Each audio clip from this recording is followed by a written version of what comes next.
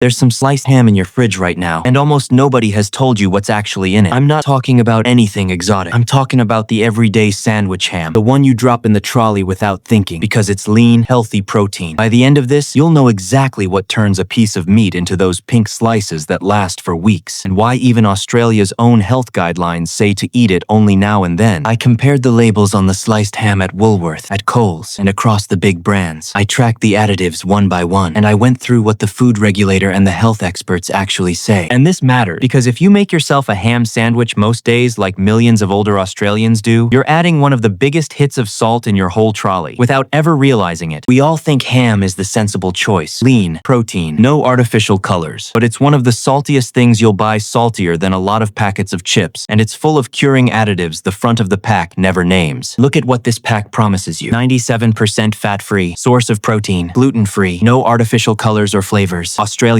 even wood smoked. It all sounds like clean, sensible food, the kind you feel good putting in your basket. And here's the odd thing. Australia's official dietary guidelines don't class deli ham as an everyday food at all. They put it on the sometimes list right alongside the treats. And yet the pack sells it to you as your every single day protein. For the sandwich, for the lunchbox, for the grandkids. So who's right? The answer isn't on the front, where it says 97% fat-free. It's on the back, in the fine print. In a list of ingredients far longer than you'd ever imagine for something that should be simply pork. So I turned the pack over, and what's on that list looks nothing like the leg of pork you've got in your head. Starting with a question you've probably never asked. If this is ham, why does it need so many things that aren't ham? Here's the answer. And it starts with the very first number on the list, the one the law does make them print. Pork. 72%. Stop. Read that again. 72% pork, which means more than a quarter of what you're calling ham isn't pork at all. So what is it? The second ingredient on the list, right behind the pork, tells you water. And here's what nobody points out. The law makes them tell you how much pork is in there, but it does not make them write added water, 20-something%. They just write water and leave you to do the sums. Put plainly, you're paying ham prices for water, and it's not a little. In the cheapest hams, up to half of what you're buying can be water and brine pumped straight in. So what stops all that water from leaking back out of the slice? The rest of the list: salt, sugar, dextrose, potato starch, fiber, and then the numbers: stabilizers 451, 339, 450, antioxidant 316, preservative 250. That's the machinery. The phosphates grip the water so it won't drip. The antioxidant and the preservative do the curing. All of it there to hold water inside something that should just be a slice of pork. Count them: 10, 12, sometimes 15 ingredients for a slice of ham. Now, let's be fair. A long list doesn't make it poison. Some of those additives do a real job, and a couple even protect the product. The problem isn't that there are many. The problem is that lean, healthy protein hides a whole curing system nobody invited you to look at. And out of that whole list, there's one number that changes everything. The one that makes ham pink. The one with the real story. And the reason the health guidelines look at it sideways. Preservative 250. What is it exactly? And why would your ham be gray without it? Let's open that up. 250. Sodium nitrite. Sometimes you'll see it as 251 or 252. Those are its cousins, the nitrates. But the king of ham is 250. And it does two completely different jobs. One of them can save your life. The other is pure makeup. Let's start with the makeup, because that's the one you can see. Why is ham pink? The nitrite. Cooked pork on its own goes a grayish brown like the Sunday roast, but nitrite reacts with the meat, fixes that nice pink, and locks it in even after the meat's been cooked and reheated. That's why ham without nitrite comes out pale and grayish, less tempting. So care to guess why nearly all of them use it? Because gray ham doesn't sell. But, and this is important, it needs saying plainly, nitrite isn't only there for the color. Its other job is deadly serious. It stops the growth of some very dangerous bacteria, including the one that causes botulism, a poisoning that can kill. In that sense, nitrite is a guardian. For a century, it's kept deli meat from making people sick. So no, this isn't about demonizing an additive that saves lives. And before the word nitrite frightens you, hold on to this, because hardly anyone knows it. Most of the nitrite you'll eat in your life doesn't come from ham. It comes from vegetables, from celery, beetroot, spinach. Deli meat makes up less than a tenth, and the food regulator puts a cap on how much can be added, exactly to keep it at safe levels. The dose is what matters. The poison is in the amount, not in the word. So why do scientists keep studying it? And why do the health guidelines tell you to go easy? That's a more interesting story and a more careful one than any scare headline. We'll save it for a little later, and we'll tell it properly.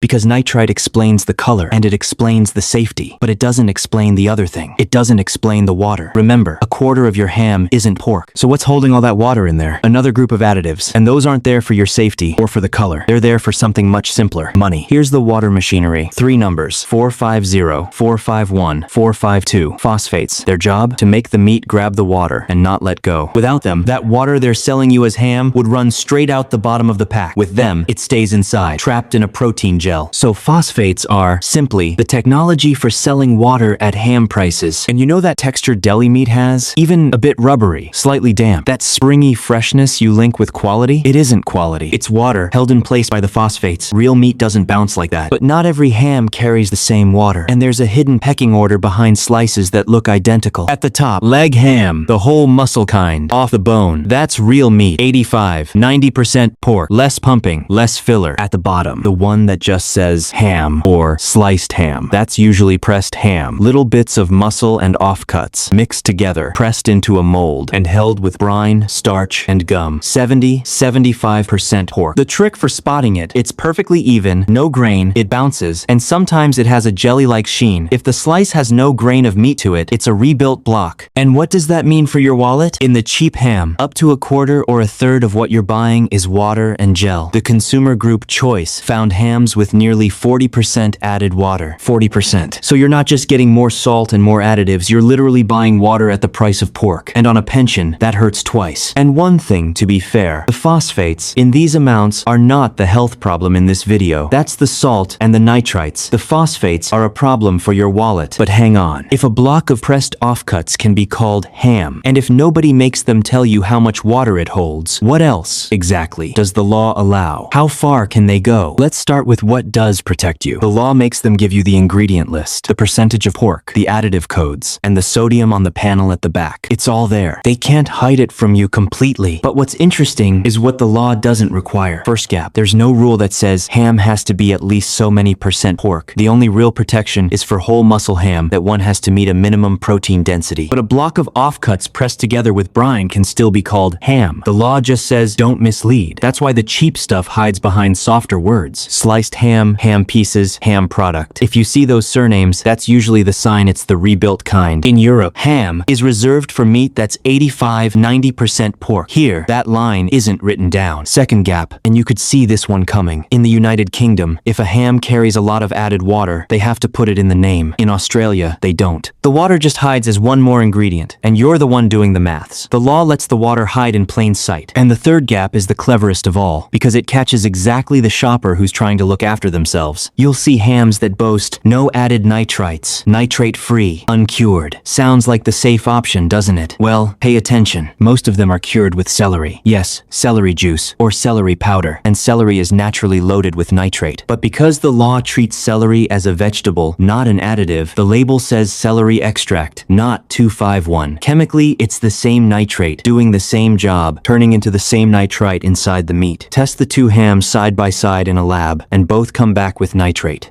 What's more, because the nitrate in celery is hard to measure, some nitrate-free hams end up with more of it than the regular one. Let's be clear, and remember what we said. Nitrate isn't automatically the villain. This isn't about being scared of celery. It's that the label sold you a difference that, in reality, doesn't exist. So the law lets ham be a block of water, lets the water hide, and lets nitrate-free still be full of nitrate. None of it is illegal. Which finally brings us to the question the labels work so hard to keep you from asking. All that nitrite, wherever it comes from, what does it really do inside you? And what does it actually mean when the World Health Organization puts deli meat on its list? Now honestly, with the numbers in front of us, here it is. The World Health Organization put processed meat in its Group 1, the same list as smoking and asbestos. And when you hear that, it's natural to be frightened. But hold on to the most important thing in this whole video, because almost no headline explains it. Group 1 doesn't measure how much something harms you. It measures how sure the scientists are that there's a link. Smoking and ham are on the same list of certainty. Not by a long way on the same level of danger. Confusing those two is what turns good science into needless panic. So let's do this properly, with the numbers in front of us. What's the real risk? Eating 50 grams of processed meat a day, about 2 slices of ham, every single day, for years, raises your risk of bowel cancer by around 18%. Sounds like a lot, but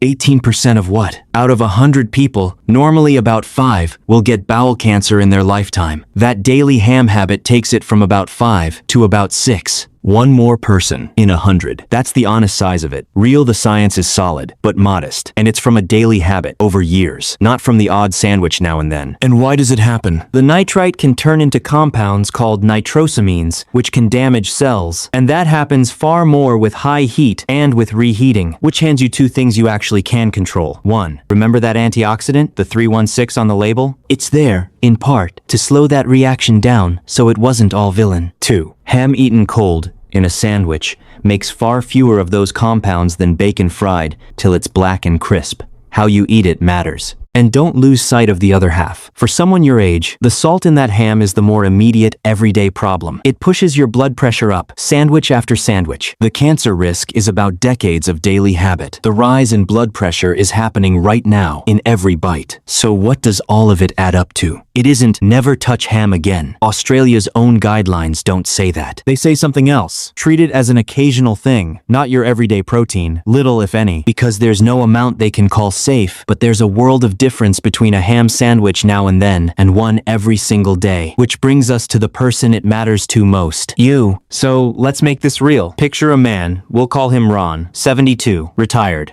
Every day, like clockwork. The same lunch he's been making for 40 years. 2 slices of bread, a few slices of ham, maybe a bit of cheese. And Ron's not careless. He takes his blood pressure tablet every morning. Last year, the doctor gave him the tick. He does things right, but that sandwich, the ham, the bread, the cheese, carries about 800 milligrams of salt inside it. Ron's whole day should stay under 2,000. So, with one sandwich, he's already used up 40% of his salt for the entire day, and he's still got breakfast and dinner to come. And it isn't that Ron's doing anything wrong. It's that nobody ever told him the sandwich was the problem. And here's the quiet part. That daily salt doesn't announce itself. It doesn't hurt. It gives no warning. All it does is make the tablet Ron takes every morning work a little bit harder, pushing back against the salt he eats at lunch. His blood pressure sits a touch higher than it needs to, year after year, without him ever feeling it. And remember the other half. Those same 50 grams a day are exactly the ones the science was talking about. For Ron, the daily habit, over the years, nudges him up that small step we saw from about 8 people in 100 to 9. It's not a sentence. It's not a certainty. It's just the odds tilting, quietly, towards the side we don't want. But here's what I want you to hear, Ron, and you too. None of this is a verdict, because the very same numbers that sound worrying